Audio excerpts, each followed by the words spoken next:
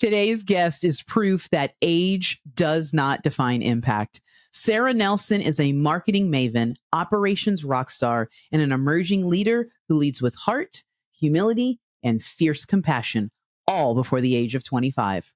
From volunteer to board member, and now the director of marketing and operations at Love Heals, she's living what it means to say yes before you actually feel ready.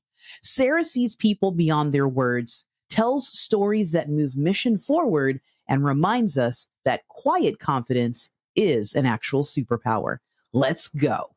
Welcome, relational leaders and listeners. This is Cultivate, your podcast destination where we celebrate thriving relational leaders and encourage each other along the influence journey. I am Wendy F. Adams, your host and strategic guide. I believe work shouldn't be a four-letter word, but should inspire, challenge, and fulfill. Through a high challenge and high support model, we will explore the recipe for relational leadership that drives meaningful change. After all, as leaders, we're either driving progress or we're driving the problem. So let's grow together.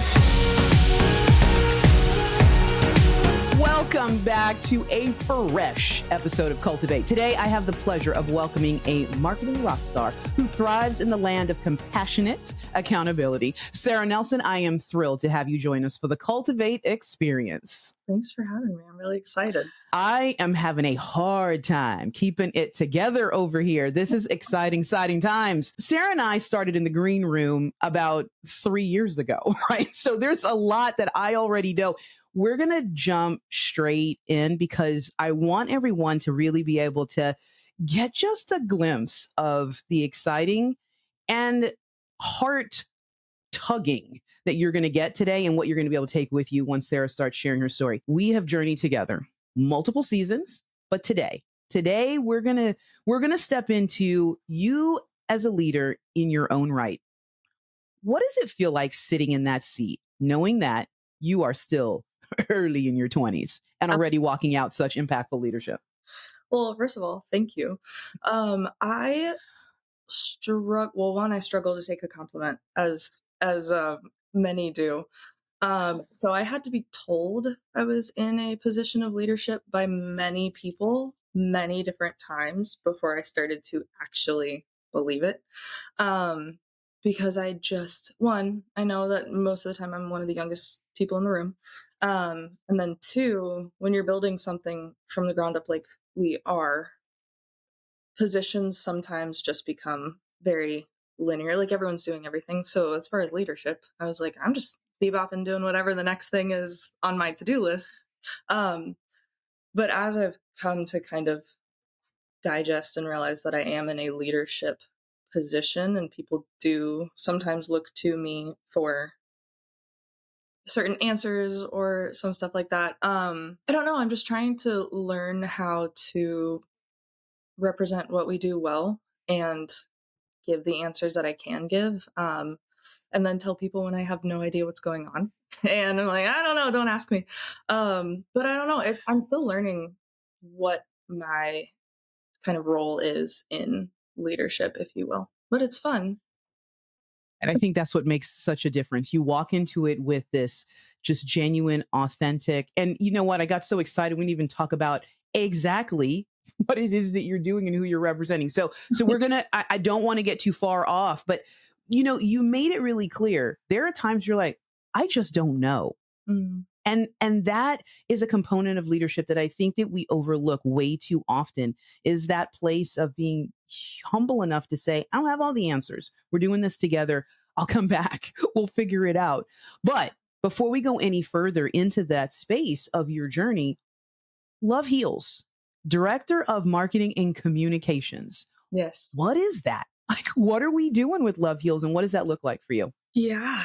Well, for those of you who don't know, Love Heals is a nonprofit started by accident, continued on purpose. And the short of it, as we're adjusting, is we put on concerts and events where 100% of what we raise goes to someone local's medical need. And we're tweaking things as we're growing. We're about 3 years old as an organization, but started on accident in 18 for our founder's friend who was going through cancer and couldn't pay for an upcoming treatment that she had. And so our founder, Courtney Green, with the help of some people, put on a concert, and they raised money and they were able to pay off that girl's upcoming treatment, or the bill. And then people just kept asking when the next one was. I wasn't around yet. So it was probably more boring, but no, but people kept asking when the next one was. And our founder was like, there's not a next one. This was very hard, but the Lord had other plans and they kept doing it. I entered the picture in 2021. I had just gotten out of college and was looking to meet new people and just kind of start living life in Lynchburg. And what does that look like? Because most people who live here know that Liberty and Lynchburg are very separate entities. So I was kind of trying to, like, what does living here look like? And I ended up meeting Courtney through a small group at our church. And she said, hey, I'm biking 300 miles through the coast of California in like a month or so. Do you want to come? And I said, no, that sounds horrible. I will not be doing that, stranger. Um, and she kept inviting me to, like, hey, we're going to go to this brewery and sell t-shirts and talk about the upcoming show. Like, do you want to come? And I was like, yeah, that sounds, we're selling t-shirts for a woman with cancer. Let's do it. Fast forward, and I ended up flying out to California on my own dime and went out there, and we stayed with Elaine, who was our beneficiary in California. She had breast, bone, liver, and spleen cancer. And I was already like, I already loved the mission. But when you go out there and you stay with someone and you see them, go to bed at 5 p.m. and then not wake up till 1 or 2 the next day because they're so ill, that obviously really locked me in.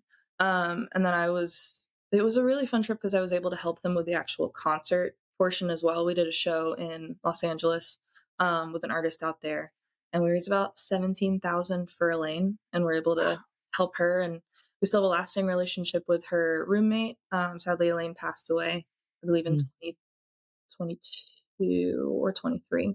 But yeah, after that, they really couldn't get rid of me. So I just continued to volunteer and volunteer and volunteer. Eventually, they asked me to join the board. And then after a year on the board, which, by the way, I said, I don't think you want me on the board. I'm a child. Please don't put me there. And I was calling people like, hello, can you help? What is a board?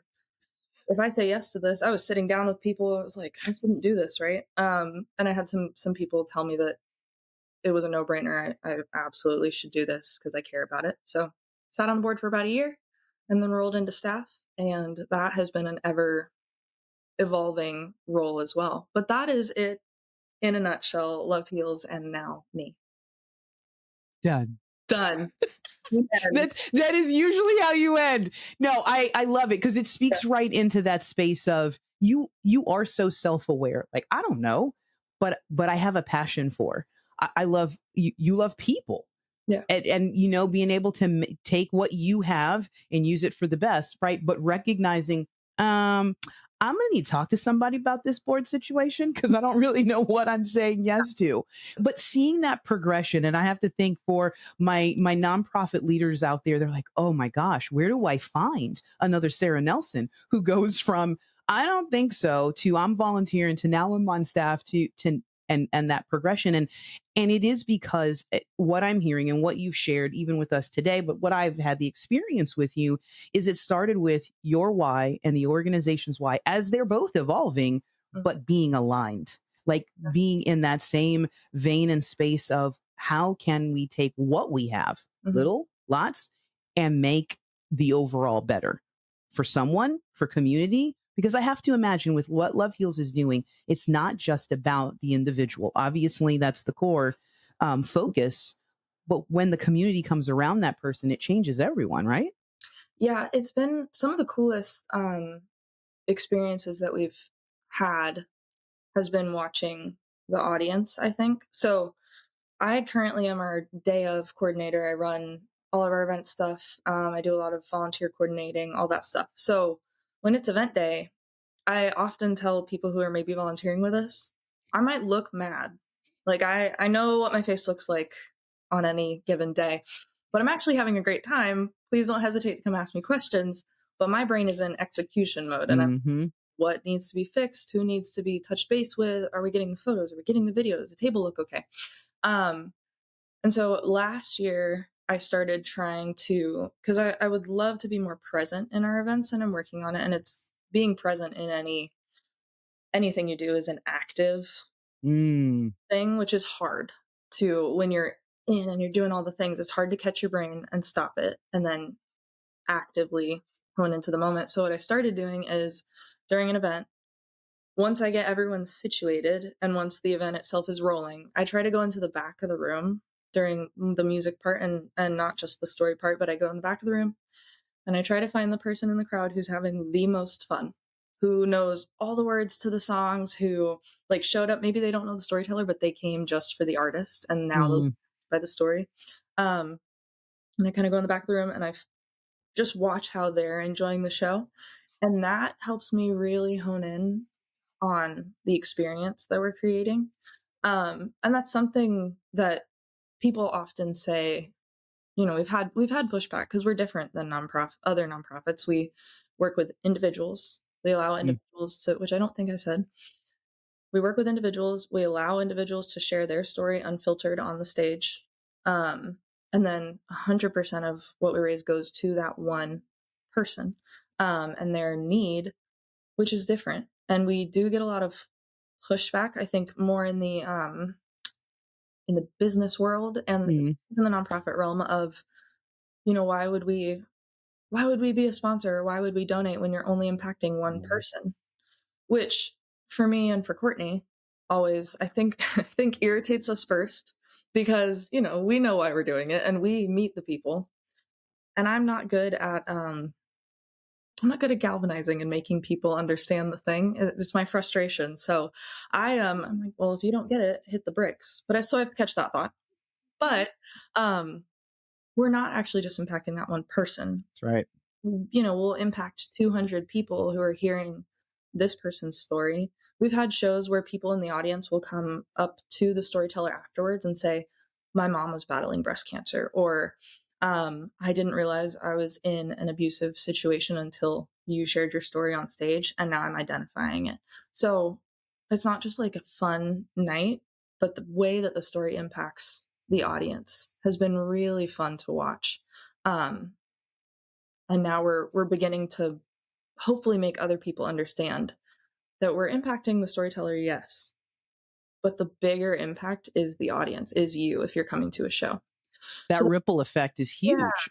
yeah, Yeah. that's something we're learning and trying to communicate out better. Well, and when we do things that are outside of the box, outside of the norm, Mhm, in a space that has had a lot of, well, this is the way that we do it, mhm. that's called being a disruptor. Yes. And again, I don't know about you, but there was the one thing that any teacher would say to my mom in parent teacher conference back in the day. She's great if we could just get her to stop talking to anybody and everybody, because she's disrupting, right? And now Yes. that disruptive nature Mhm, used for good is it's doing some good things, right? And so I think it's like you said, you've got to capture that thought of, all right, let me not tell you to hit the bricks, but let me educate you on how it isn't just the one, even though it frustrates, because we have been kind of conditioned to, well, it's got to be that we're hitting this on what looks like on the forefront mhm. so many, and Yeah. now we're just coming at it from a different angle. Mhm. Because like you said, there's not one person, and I've had this experience myself being at a concert, who isn't touched, you know. Yeah. And I think maybe I've been one of yours at your let me hone in at a point in time, depending on the artist, who is just like, I am here, right? So you have this ability, and when we talk about storytelling, obviously in the nonprofit space, but you kind of hear and see below the surface of people. Like it's not just what's on the outside. You've got what I think is your superpower. Where do you think that ability to really see people comes from? That's a great question. I'm sure it has something to do. So my degree is in psychology. So I'm sure it has something to do with my childhood and all that fun stuff that we all have from like home life and growing. And Mm-hmm. nature versus nurture. I think another thing is my brain has always been wired, and then honing it in college um, and stuff like that. But my brain has always been wired to want to understand why people do what they do. I even initially came into college wanting to be a nurse, and I realized I'm not good at science or math, and this is mostly science and math. So I got myself out of there. Yeah, not for me. Um, and then I was actually taking a psych class, like it was like a 101, very basic to fill a credit. And we were going through a book on pretty much like why people do what they do. And I Hmm. loved it. And I talking to some a high school friend later, after we were both out of college, she's a therapist now, but she was like, "Yeah, Sarah, one, you've always had really good intuition, and two, you've always been able to kind of see through." So I don't fully know where it comes from, but I do know that once I identified it, I have been able to hone it better. Um, I think I do just have I definitely have the gift of discernment, which is something that I learned more recently that I have that. Um, but it's fun for me. It's fun for me to understand why people do what they do or are the way that they are. And that helps a lot in the kind of business realm that we're in as we're developing Hmm. and meeting new people, and who do we want to come in on our team or our board, and how do we kind of see where they might fit best. And then also with our storytellers and the people who come to the show, like what's maybe motive's not the right word, but for lack of a better word, motive. Why are they here? Where's their heart? Um, I think I just have something in the way God wired me or something like that, but I've been able to hone it because I'm aware of it now. Yeah. So that's been good. It's a learning curve because again, I am very quick to be like, I see through that. Hit the bricks, which is my new slogan for the day. Apparently, I don't think I've ever said that this many times in my life. And now there's a t-shirt. I'll make a t-shirt for it. I'll make stickers. Um, but yeah, so I think, yeah, I'm not 100% sure where it comes from, but Well, I think you said it well. But I'm going to go back to something that you started with was about being present, mm, slowing down, right? And I think to get to that place of okay, your experience, mhm, like you said, past, bringing that forward, now engaging in this space of wait, is what I'm hearing really what I'm hearing? It's you being present. mm, And I love that you're calling us into that space. I mean, that frankly, you are speaking into my very today. I have that opportunity, and I'm taking that opportunity with the work that I'm doing. Yes, with clients and being able to speak out. But today, I'll actually be speaking on this very topic as far as how important is it for us to be present? What does it take for us to be present? It does take slowing down, which nothing about our world says to do, right? Everything is keep going, pushing through. We mm, got to get it done, check the box. And so I, that's what I'm picking up on. And again, I've got the privilege of actually watching you walk through this journey and mm, really walking through and getting to this place in your leadership. You're doing it on purpose. mm, And you said it earlier, that takes work. It's a lift. yeah, And so I really appreciate that. You gave us a snapshot, and until someone can actually experience it for themselves, they don't get the fullness. But mm, Love Heals is doing something beautifully disruptive, right? That we talked about, but it's beautiful in the midst of somebody's most difficult time. Their circle, their family around them, their community.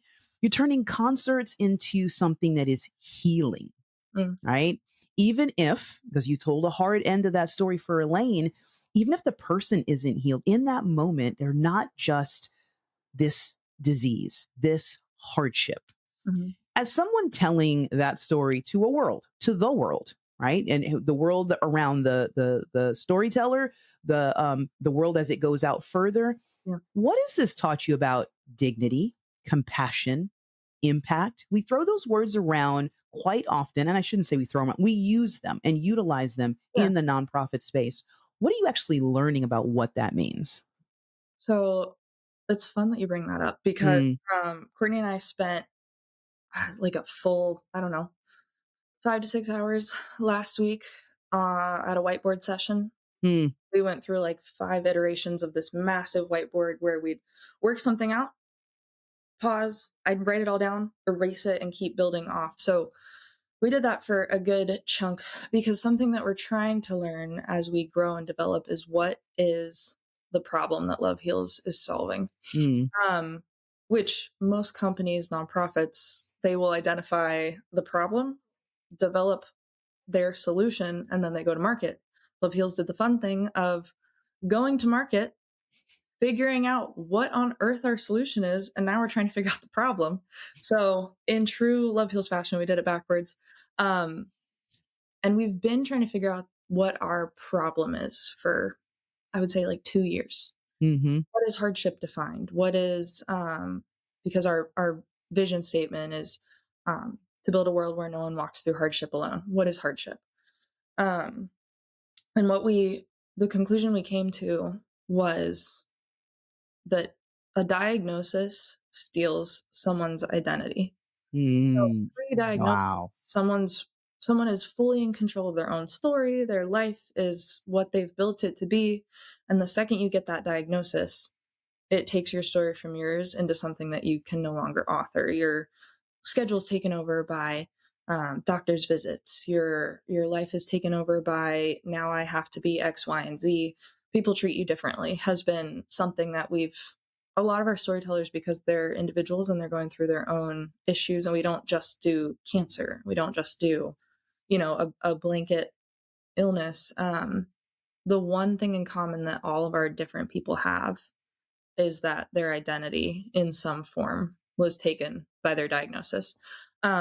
So that's really what we're trying to hone in on. And through our Mm, programs like Coffee for Caregivers, our benefit concerts, our worship nights, our goal is to help the person on stage, but also the people in the audience really lock into what holds them into their identity. So, because you're not just what you're going through, which sounds no. cliche, and I hate a cliche, but you aren't.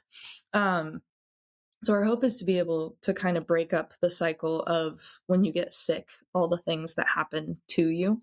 Mm-hmm. People treat you differently. And our hope is when we give someone a mic, that people don't just hear, I'm going through cancer. But they hear who this person is, what are their interests, what do they love to do? What can, like, people love going to concerts.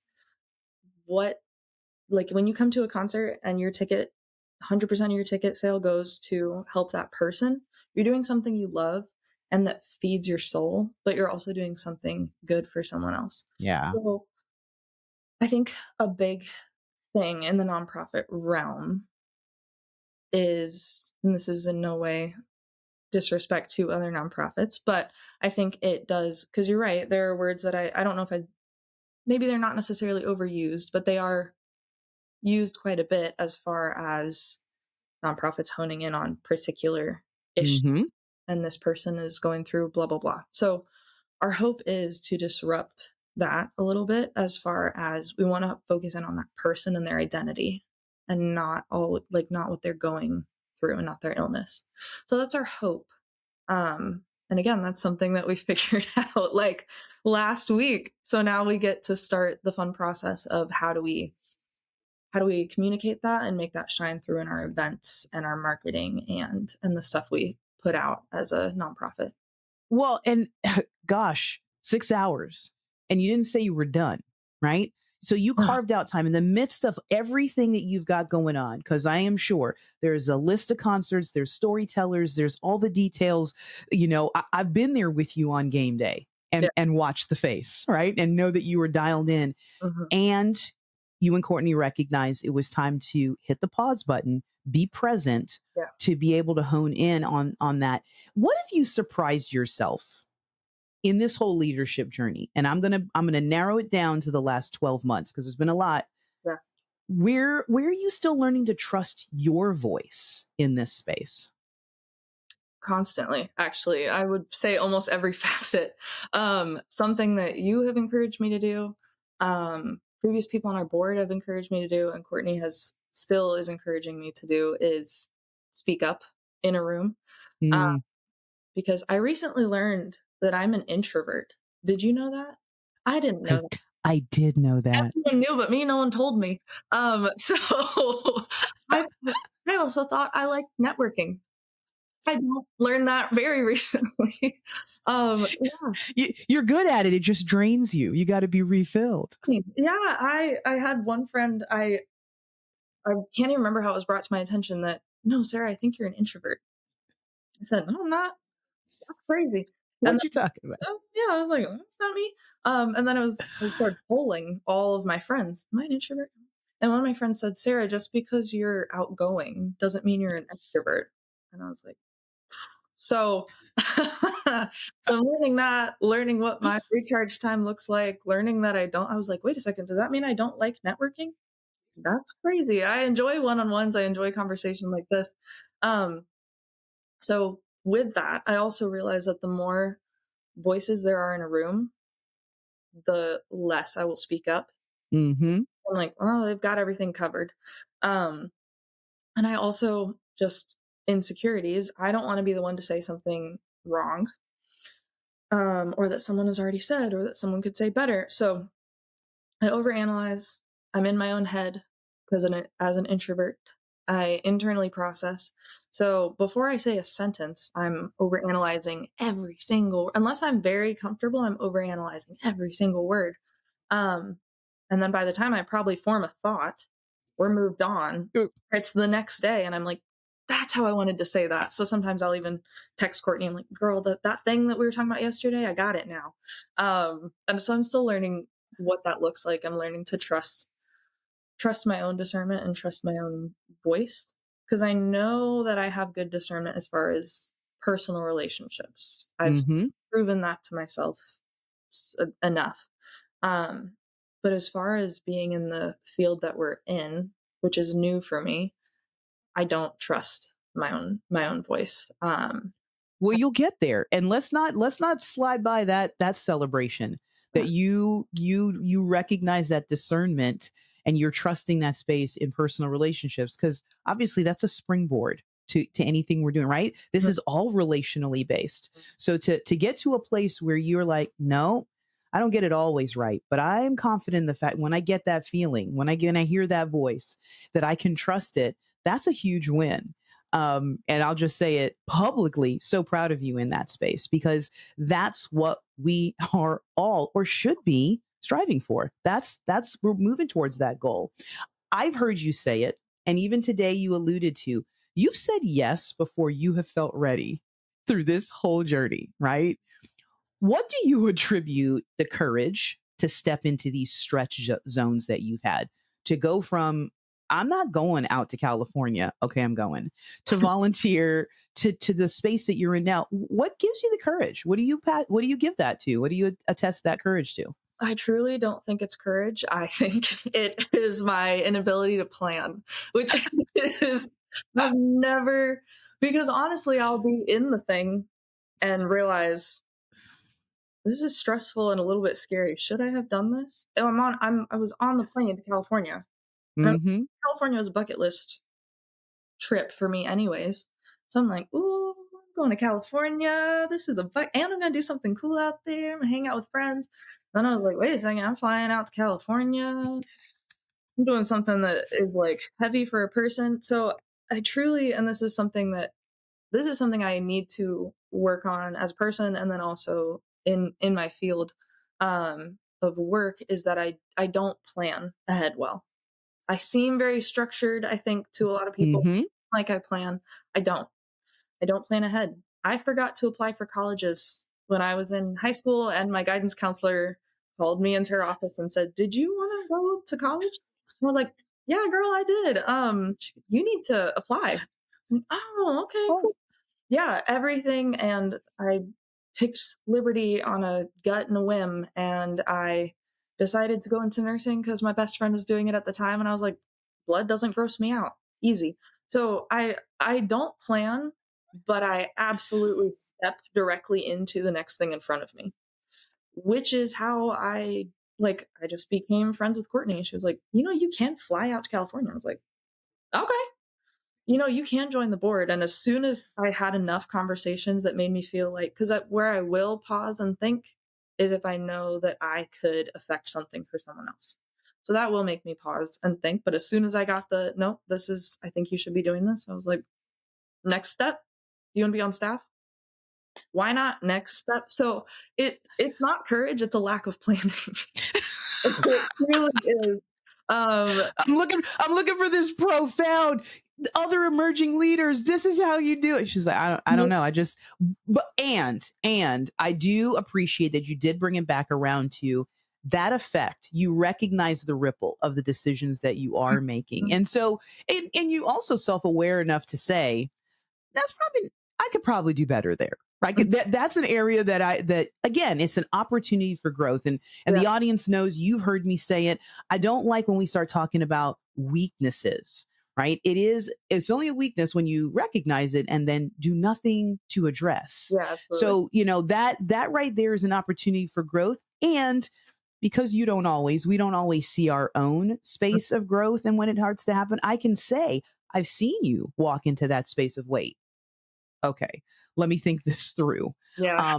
So I appreciate that. And I'm going to push back and say there is courage there, because some of us, we have that stuff put in front of us and we talk ourselves out of, well, it's got to be someone else. And you've continued to say the yeses because you're the one who's holding the director title and walking these things out. So Thank you. yeah, pretty amazing.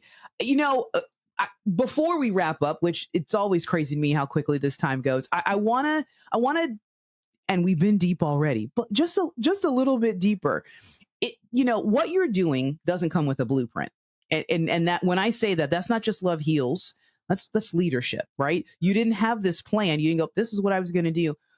When things feel in that heavy, uncertain space, and you're working and coming alongside people who are living in that, what do you do to keep you centered? How do you stay centered in the midst of chaos? Yeah. I think learning I was an introvert was big, because I realized, as far as my personal sanity and personal peace, I need about one night a week where I'm not doing something, I'm not hanging out with friends, and I'm not out past, honestly, 6 p.m. Come on. And it's normally Mondays. Monday nights, I love to come home early, shower, clean the house, do whatever. So I try to make sure I have one night for me, and that's my recenter time.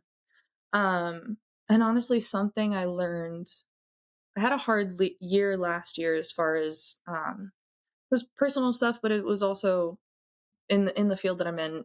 They always intertwine, especially when you're a small startup. Mm-hmm.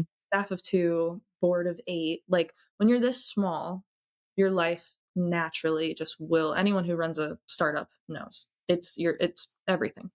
So last year was a hard year, and I learned how much I don't know how to ask for help.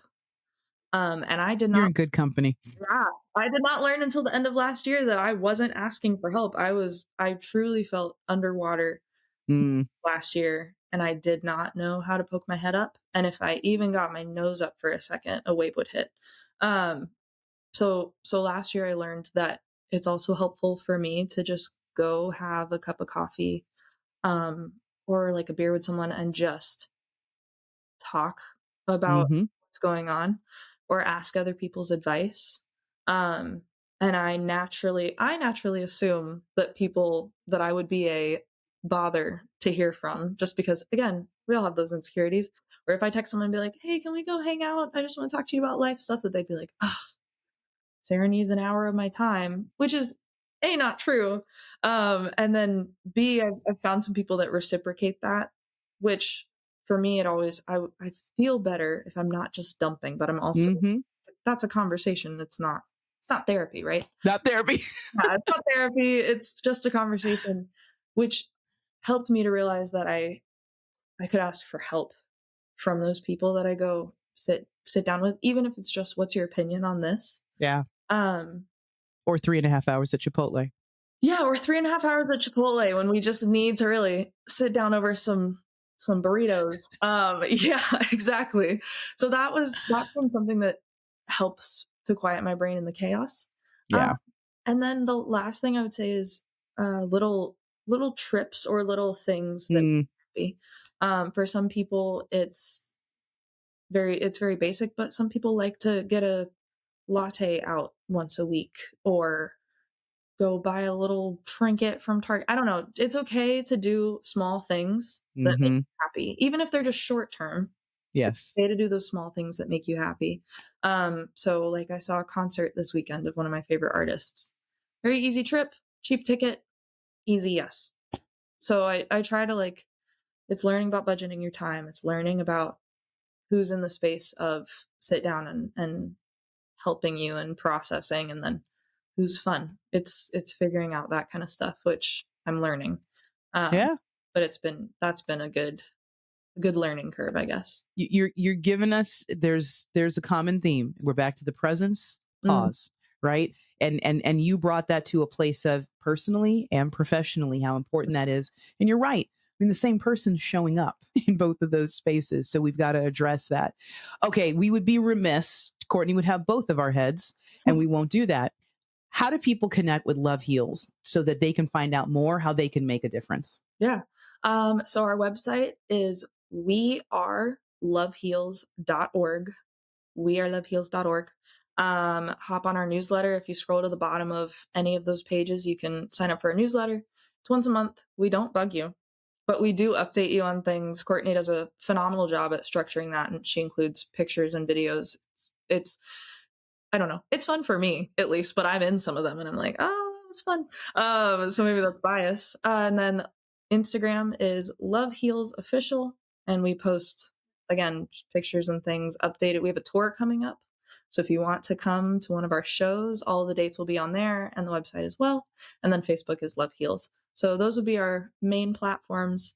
Um, but yeah, it's really just keeping up with the fun content. Oh, and it is fun. Strap Oh, your seatbelt on, oh, people. yeah. You're in for a treat, and you haven't met Courtney yet. Oh yeah.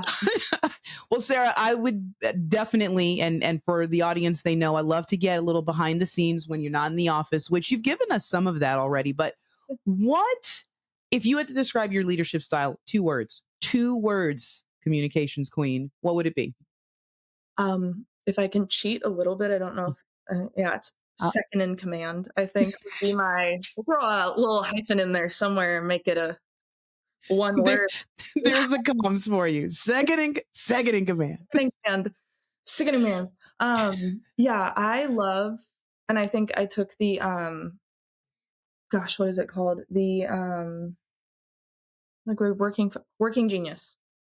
I took the working genius, our whole little team did Yeah. years ago or whatever, and that if you have not taken that, take it. Make your staff take it. It is a personality test for the way that you work. It changed so much stuff for us as a small staff and a board. Courtney and I learned how to communicate better. We learned what she should be doing versus what I should be doing. Like I hate galvanizing and I love discernment. And she hates discernment. But my other working genius is enablement. And I love that. I don't like being the first person. I'm not a vision person. I'm an execution person a little more. I'm discernment. I love when someone has an idea or like a concept that they really want to work and I discern it and then I love trying to help that person make it work. And I think a lot of people get granular about what the word like leadership or a leader means and Mm-hmm. absolutely 1,000% does not mean you're the top of the command, you're the front face, you're the top of the food chain. Like it doesn't mean that. A great leader could be bottom of the food chain and really keeping things together and delegating well and doing all this stuff. But it is my absolute favorite position to help that person. So Courtney and I work really well together because she is all vision.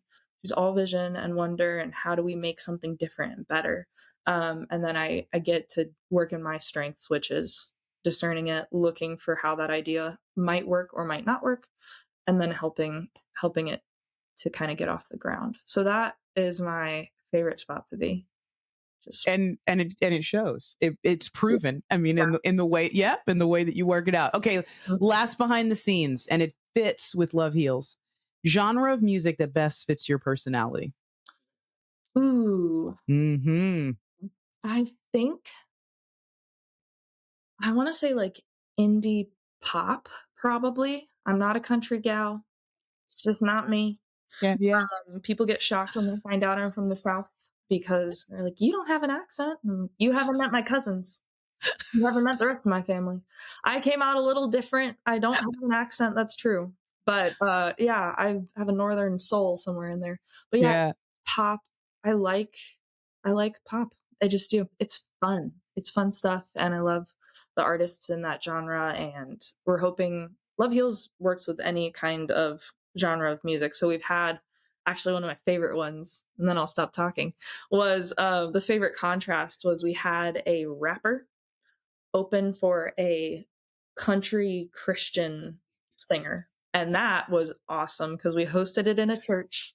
And Yep. the church was primarily older people. And that rapper said, "Everybody on their feet."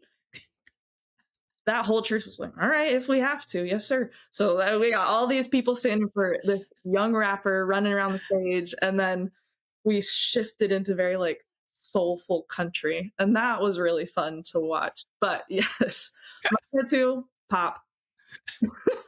I love it. And I remember that concert. Oh, it's fun. Yeah, we get people asking us all the time, like, "Well, I don't want to like be this as an opener if you have this as a headliner." I'm like, "Nope. The weirder the better. Let's do it. We want to do some Bring, reggae, some like let's get a little bring, yeah." bring it, bring it, bring it. Well, you couldn't have said it better, right? Because I think that's it. You bring the pop. And you popped today. You brought us to a place where I'm going to say you wrecked me for good, right? You inspired us to reach for more, and not just, and so it could have just been on Love Heals alone, but how you're walking out your leadership. I say it's quiet boldness, right? You carry yourself with everything you do in an out loud sense for others. Mm. But it's not, like you said, second in command. It doesn't mean that you've got the megaphone in your hand. You're just living out loud leadership in an awe-inspiring way. I knew it would be. Thank you for saying yes. It's just been a joy to share this experience with you. Thank you so much. You're a phenomenal interviewer. Well, I'm doing my thing. I'm working on it. Yeah. I'm having a great time, and I think, to your point, that's what starts to come across when we're in our right spaces. So, well, I know my Cultivate collaborators know that we're wrapping up today, but it's never over because we are always bringing our own special mix of relational leadership to the table. So, until next time, let's keep stirring things up. Let's make an impact and keep being better together. Thanks, everyone. Before we sign off today, I want to send out huge appreciation to our listeners for tuning in. I hope you felt seen, heard, and inspired to level up your own leadership journey. Don't forget to like and subscribe so you don't miss future episodes. And if you're ready to level up your leadership, connect with me at cultivateforgood.com. That's cultivateforgood.com.